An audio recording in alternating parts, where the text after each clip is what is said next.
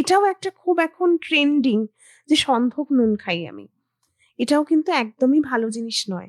কারণ আমাদের যে সাদা টেবল সল্ট যেটা নরমালি আমাদের নুন, সেটার সোডিয়াম পার্সেন্টেজ এবং সন্ধক নুনের সোডিয়াম পার্সেন্টেজ অলমোস্ট এক।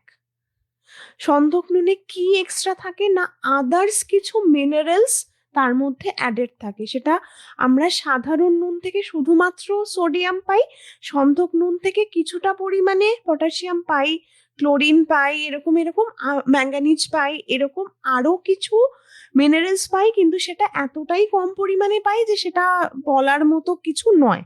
তো তাহলে আমি কেন সন্ধক নুন খাবো?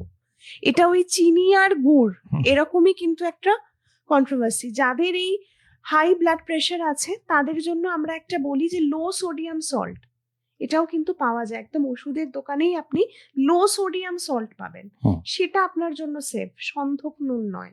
Pink salt, rock salt, normal table salt, এগুলো সোডিয়াম পার্সেন্টেজ অলমোস্ট এক, মানে 19-20, এটাতে এমন কিচ্ছু শরীরের উপর এফেক্ট করে না।